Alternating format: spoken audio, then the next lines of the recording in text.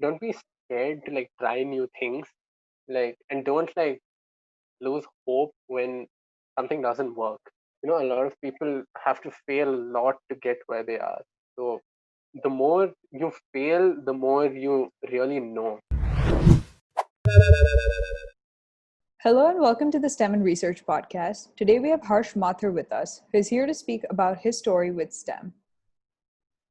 Harsh is interested in aerospace engineering and physics. He's a member of the Ongharak Flying Club and enjoys piloting aircraft.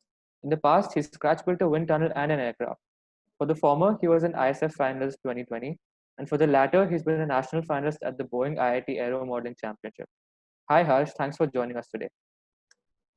Hi Arnav, hi Anvesha, thanks for having me.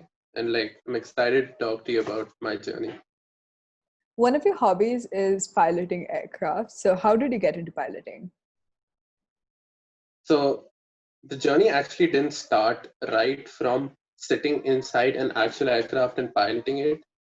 Um, this goes back again to my passion with scratch building aircrafts. So I actually live very close to an airfield, which is now become HAL's testing center, but earlier the Bangalore's, it was Bangalore's airport.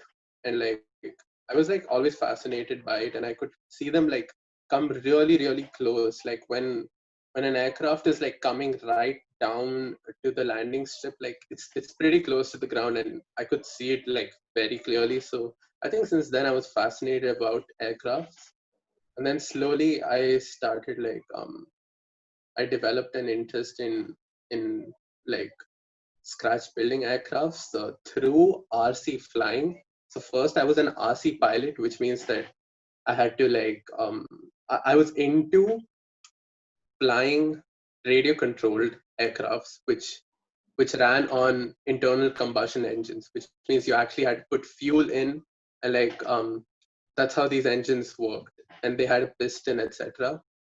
um and later, after I developed an interest for that, I thought of building my own aircraft. So I created my own electric models.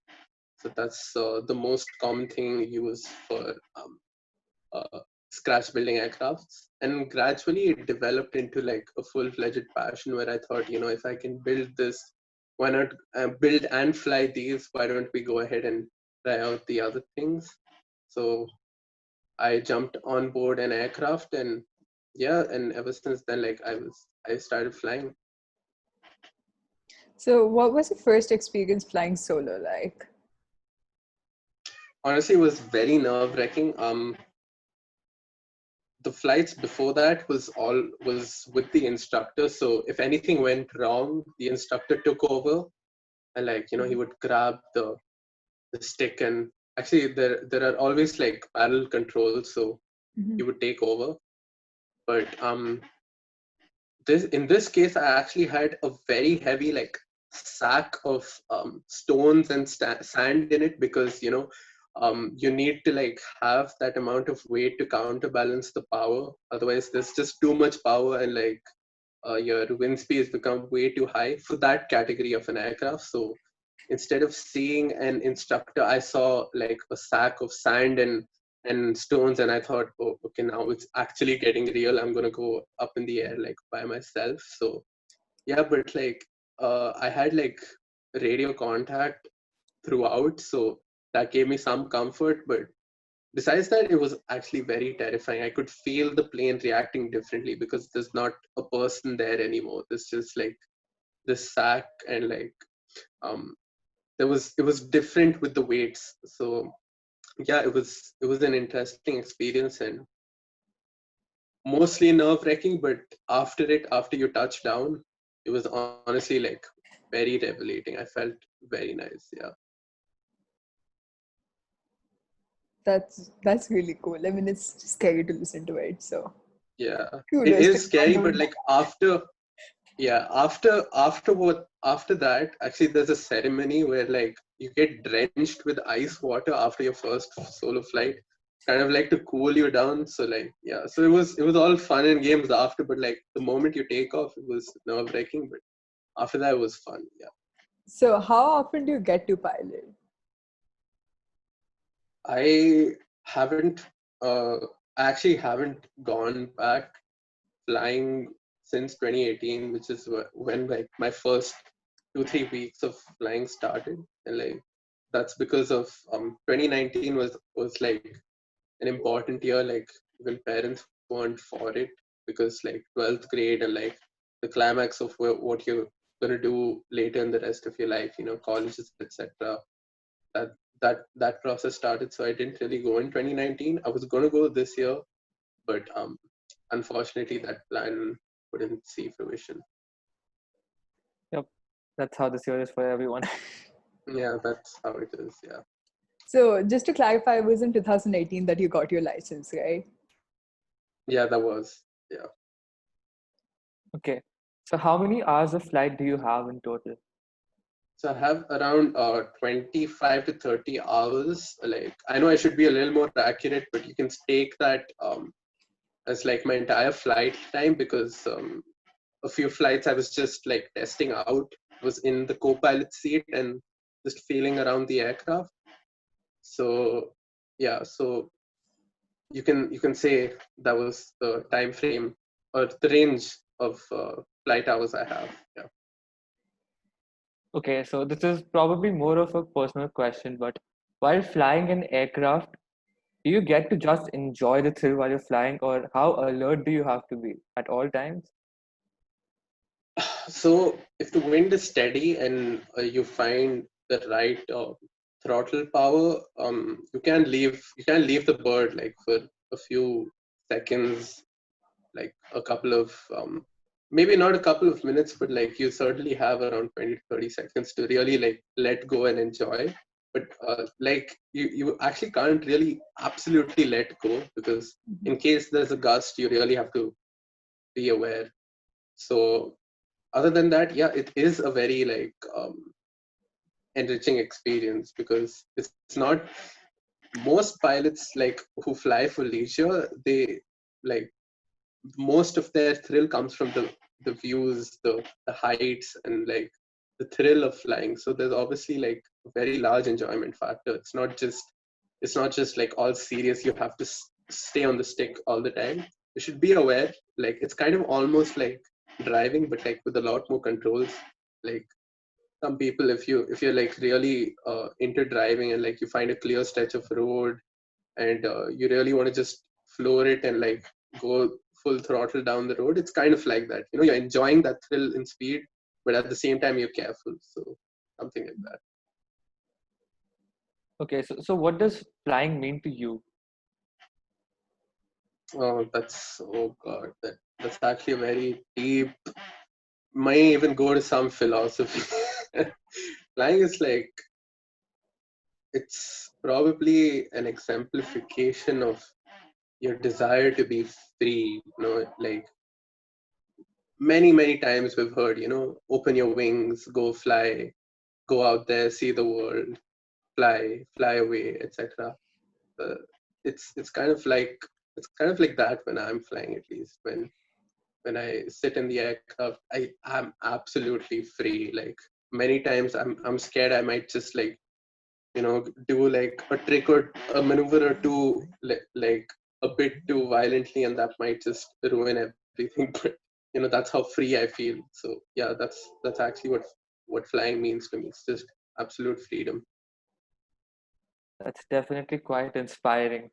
So, for someone who might be watching this who wants to get into flying, could you give us an idea of how one can get involved? What would your advice uh, for them be? yeah, absolutely. So I'll be honest, like if it's something you really want to do, and like you actually need to have some money for it. Like it's almost like going on an expensive holiday. That's what I did. Like I traded my expensive holiday for flying. So there are a couple of good centers in India which like help you fly. Like I'm from Bangalore, so I know the Bangalore region folks, but you can certainly get in touch with them and they will tell you how to proceed. So they are from TM Aerosports, and I think we'll link it up in the description as well if someone wants to really check them out. So in India, unfortunately, like flying isn't that free a culture as it is in many other countries. Like maybe say Thailand. Thailand, it's like almost like a very common hobby. So it's like, almost like collecting stamps in Thailand. Like a lot of people fly, they come down to the airfields, and like the laws in Thailand are also a little more free in that sense. Like only recently in India do we have like an EA chapter, which is experimental, which means you can fly for leisure. But yeah, so if you really want to like experience good flying and like really explore that, I would recommend getting in touch with a few local flying clubs. There's one in Bangalore. I'm not too sure about the other cities, but I'm pretty sure there are a few in Hyderabad. Has a very good one. It's by Captain Vicky. He's the forefront EA chapter enthusiast in India. So he has his own airfield kind of thing. So you can go and fly there. Bombay also has a few in its outskirts. Nothing in the city, of course. Maybe like I heard they used to do something in the other Juhu aerodrome, but I think it's stopped now. So yeah, so you really have to figure out what you want to do, and like the best thing to do is just straight up contact them and like understand what you want to do. If you just want to experience a free ride, that's becoming more common nowadays, so you can just get that done. But if you really want to pursue flying, you should really get in touch with some folks at TM Aerosports or something of the like, and they will patch you through. So yeah, that's what I would say. Okay. So you built a wind tunnel from scratch. For those of you who may not be aware of what a wind tunnel is, can you please explain? So a wind tunnel is exactly what it sounds like. It's a tunnel which is artificially built from something like a, a cylinder which is open on both ends. So kind of like any cylinder you can imagine, like a bottle, for instance, which is open on both ends. And the purpose of it is to push air into the column within. So again, if this is the cylinder, you want some airflow coming in that section. And the reason you do that is because you need some airflow going over surfaces or whatever you're placing inside. So for example, I want to like empirically study what's going on with a wing, a car, or even like anything random like a pencil. I just placed it inside the wind tunnel, and like the fan blows air over it, and then I can see how it behaves when it's flying through the air or it's moving through the air at a certain velocity. So that's exactly what a wind tunnel is. Um, I think an easier way to explain it is this. So an aircraft has to move really, really fast to develop a relative airflow around its wings. So like that's why aircrafts generally take the long run up for taking off, so that they have enough air moving around them. But in this case, if I have to study what's happening, I cannot possibly run behind an aircraft or move parallelly to see what's happening with the air. So instead of making the aircraft move, I make the aircraft stationary and let the air move around it so that I can study what's going on instead of running behind an aircraft or something impractical like that. So that's the purpose of a wind tunnel, is to study airflow over anything you place inside.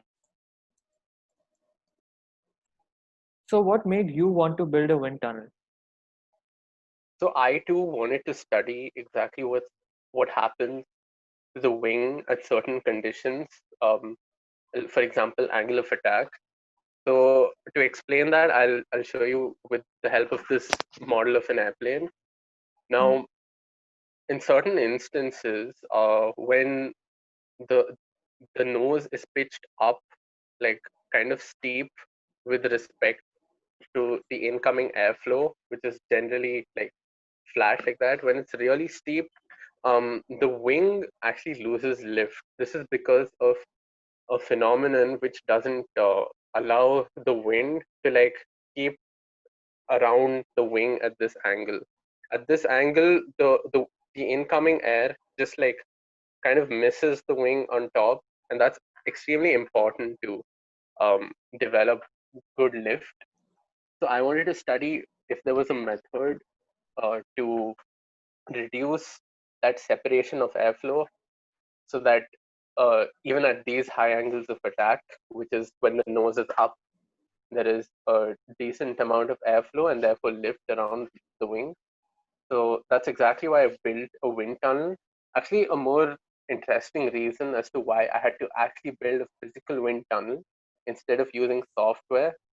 So there is software that exists for this. It's called CFD, Computational Fluid Dynamics. And actually, the only reason I didn't pick that is because I don't have access to a computer which match the specs required to um, crunch those numbers and those simulations. These systems require 32 gigs of DDR4 and like those sort of specs. So I did not have that. I just upgraded. I have a PC that uses DDR3, so I didn't have all that. So that's exactly why I felt that I should build a wind tunnel, and I felt that I had more freedom over a lot of variables. I mean, people feel the opposite. Some people say that, on software you can manage variables better, but I just had the feeling that this will be as close to the real thing as possible. And that's actually true as well. Like whenever you test on software, you go to the wind tunnel and verify. So instead of doing that, I just thought that, the wind tunnel is the right way to go for my study. So all of these factors combined um, led me to building it. So, how exactly did you build the wind tunnel? Yeah, so that's actually a good question because I did not follow a particular schematic. I actually like drew the plans myself, obviously with a lot of help from the internet. Um, there are a lot of DIY projects that do this for you, and they tell you exactly how to make one, but those required like a certain type of material and certain dimensions which was not available to me. So I decided to like use the basic concept of a wind tunnel. So I looked up wind tunnels at different universities, wind tunnels that actually work, and so I decided to like make a cone. Like so, it was divided into three parts. There's a suction cone, so like there's this large opening in the front. There's a flow straightener to like straighten the flow. You don't want turbulent flow coming into the test module, and then from the test module there was a simple diffuser. So it was just like a 3 to 4 step process, like 3 to 4 components in my wind tunnel. So the way I built it was not linear at all. For example, it actually depended a lot on what I could find.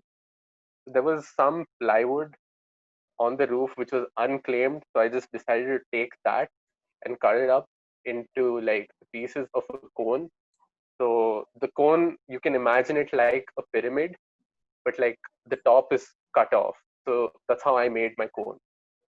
Um, the rest was made from other scrap material, and the only material I actually used for to like acquire, I actually had to buy it, was the test center where you actually have to see. So that has to be like a transparent thing, something like glass. So I used a type of polyester which you can see through. So that was the only component I had to buy. The rest was all scrap material from our basement, our terrace, whatever I could get my hands on. And even the flow straightener just used a bunch of straws, and I just stuck it together so that the flow is clean. So, you already mentioned that you built the tunnel for a study. So, if I'm not wrong, this was for your ISEF project. So, could you like explain more about what was the research for this project about? Right. So ISEF happened gradually. It wasn't exactly planned that this has to go to ISEF. I was actually initially just really interested in building something hands-on, and like I needed like kind of sort of like a break from aircraft because I thought that I think I'll step into a little more of academia than just flying planes around for leisure. So that's exactly why I built it. Um, so the later when the results of the experimentation actually were feasible, I thought this could be converted into a project.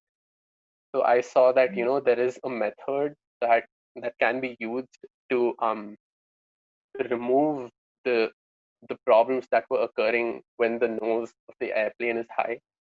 So I figured out a method to uh, use a pipe inside the wing.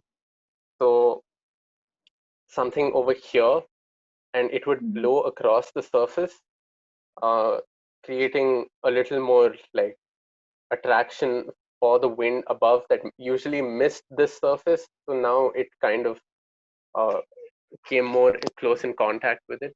So after I realized that this actually works, um, I decided to like make it into a project and submit it for ISEF. Yeah. So all projects definitely come with their own set of challenges. What were some for this project, except for the fact that you had to build together like everything by yourself? So I think more than the pain I took to build a wind tunnel, there's one small piece of um, there's one small component to the experiment that I actually underestimated, which is that you cannot see air and you need a visualizer. So to get this visualizer, the number of things I've burned, the number of things I've used to like create smoke or some form of visibility was phenomenal. Um, I actually started out with like burning glycerine. So glycerin that Mhm. didn't work. That didn't produce enough smoke. Then we went to the absolute Indian Hindu method, which is gathering a lot of agarbatti, attar, dhoop, and putting it into a container, burning it. That that produced good amount of smoke. It fogged up my entire house, but not nearly enough to see results appropriately.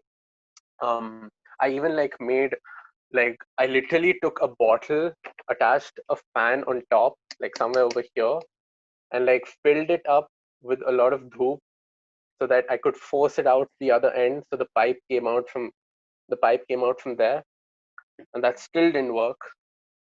So, finally, I landed up with using a substance that I didn't want to use because it's kind of dangerous as well, but not nearly as dangerous as even dhoop and stuff. I actually even acquired some ammonium nitrate, which is used for firecrackers and stuff.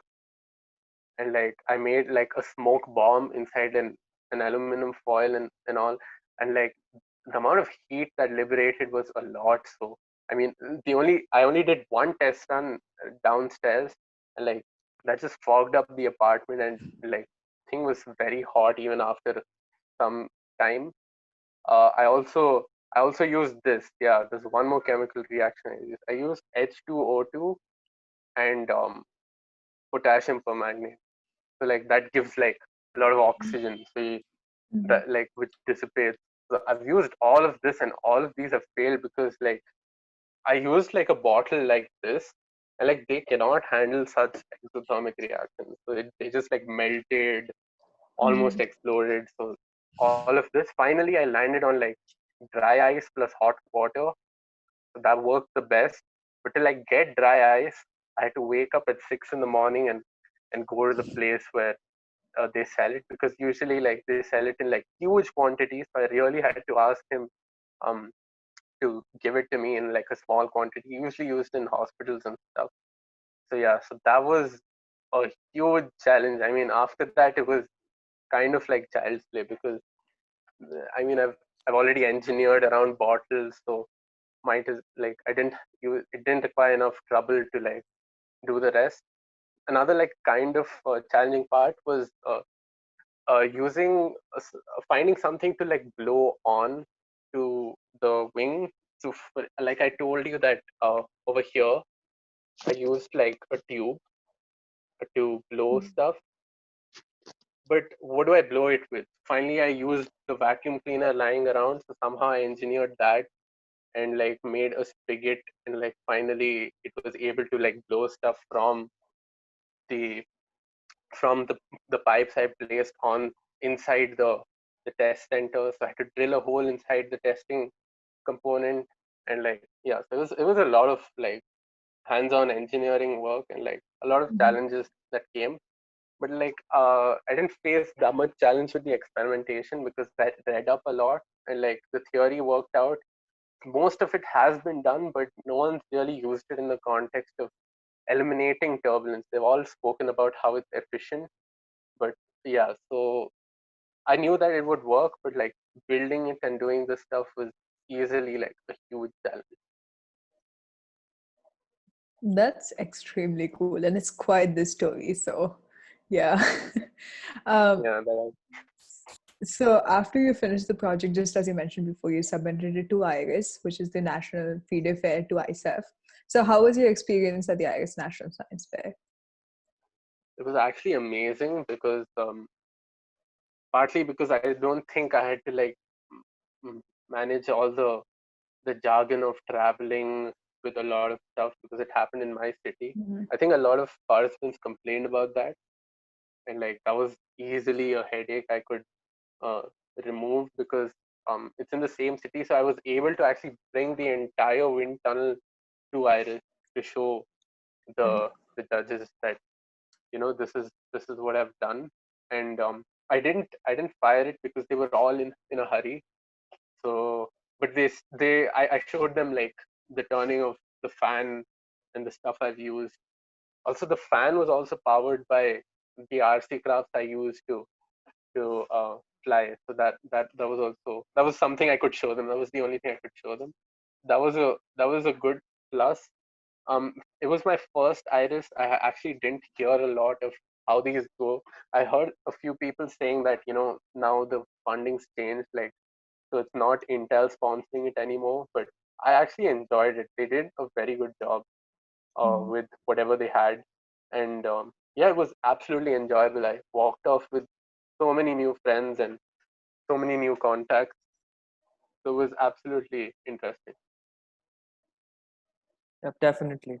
I mean, we all three of us know each other from Iris itself. So As if we Exactly. haven't mentioned that enough times on the yeah, podcast already. exactly.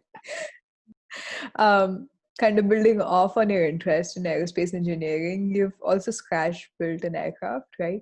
So, what was the motivation behind that project, and how did you get started? Like your initial point. So this was actually my first indulgence in scratch building. This was way before the wind tunnel. Um, that's actually how I got interested in finally building and finally playing around with engineering, etc. And it actually started off with a lot of like reward and feedback because when I used to build something, I really wanted to play with it to have fun and actually feel that all the effort has led to something. That's why I built you know my own airplane um, from scratch in Depron. So Depron is a type of foam. It's a foam board, kind of like your cardboard, but it has a thin layer of foam between its edges. So it's almost like styrofoam, but way stronger.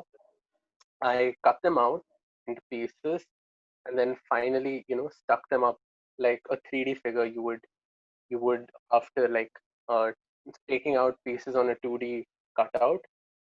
So that's exactly how like you scratch build these aircrafts, and you have to wire them to a radio. So I had to like separately purchase that radio because for these you need like 4 channels. It's not possible to like take out your remote control radio and attach those control surfaces to your airplane, because an airplane usually requires 3 axes of rotation and movement to actually work well. Um, Typically, I've flown with all 4. So an airplane has 4 axes, right? It has bank, which is this, yaw, which is like turning flat like a car, and then up and down, which is elevator, and finally, most important, throttle. So these are the axes. So you require 4. For a car, you need 2. You front, back, left, right. So those are two channels of movement. So that's why it wasn't possible for me to use those radios. So I purchased a separate one, wired, a rudder, aileron, elevator, and throttle. So that's how I built my first aircraft. It's from material called Depron.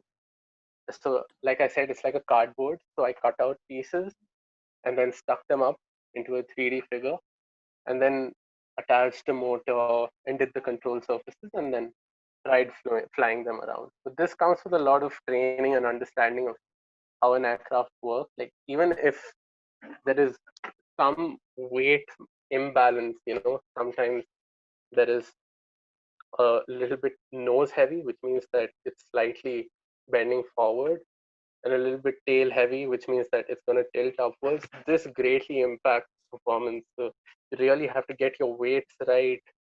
A lot of calibration goes in pre-flight to actually make an aircraft that can perform to your commands, whatever you're giving on your radio. So yeah, actually pause for 1 second. I might just be able to take out the radio and show you, how complex it looks. 1 second. Sure. Right. So this is how a radio for like an RC aircraft looks. As you can see, it's a little more sophisticated than your remote control cars. So like I said, there are 4 channels. So this is your throttle, this is your rudder, which means your yaw, this is your aileron, and this is your elevator. That's up and down. Aileron is for banking, like that. So yeah, and these other switches are programmable. For example, for another project, I think we'll touch that later. I required to make a hatch door which opened and then dropped a payload from the aircraft. So you can program one of these switches to do that. And yeah, so these switches are used for multiple different things. After all, hobby flying is a huge, huge different world. And that's how actually I picked up. So hobby flying is where you pick up aircrafts which are almost ready to fly. So you just assemble them and fly, speeds, do acrobatics. Some of them do wonderful hovering. They'll actually bring an aircraft in and hover it like a helicopter. So it's a whole new sport, and that's how I started flying.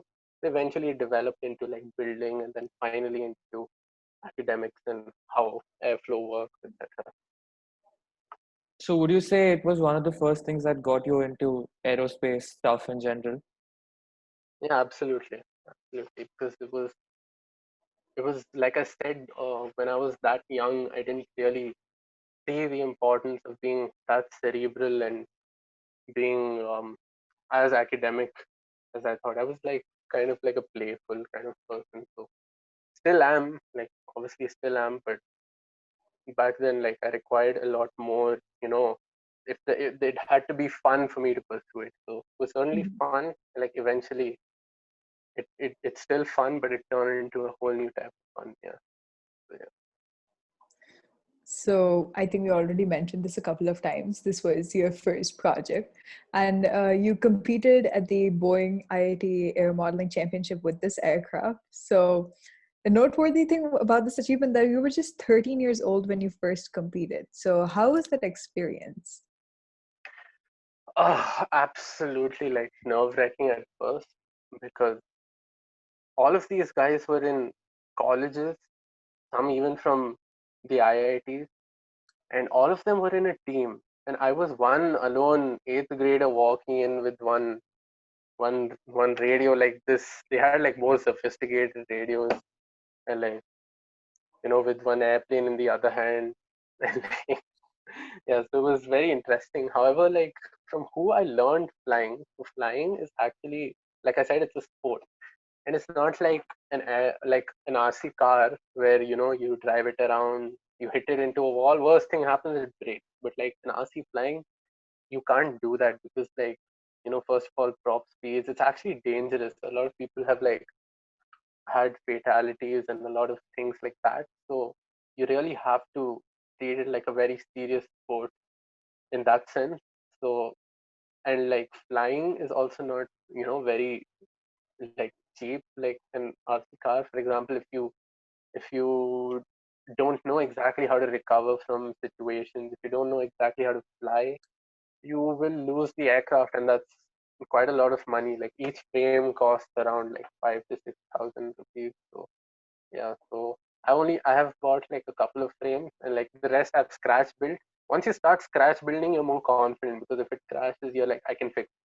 But as a sport, a lot of jet RC aircraft where they actually use a jet turbine engine, a small version, these go upwards of about 15 to 20 lakhs upwards. So even you can't even replace the composite material if it crashes. So it's a sport to be taken seriously. You really should know your stuff. And like models go up all the way. You can imagine the number like 50 lakhs upwards, 1 crore. Things hit that level if you're like really flying passionately. So yeah, so that's why you should learn it.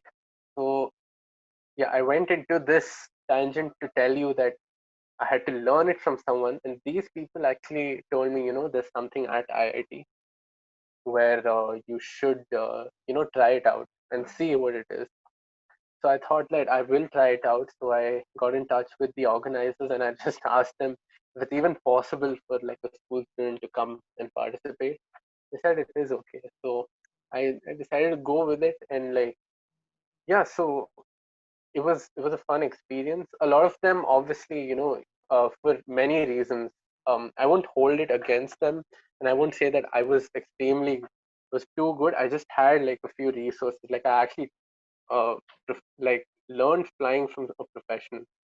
Many of these students, when they come from colleges, even through the IIT system, they're not exposed to such resources.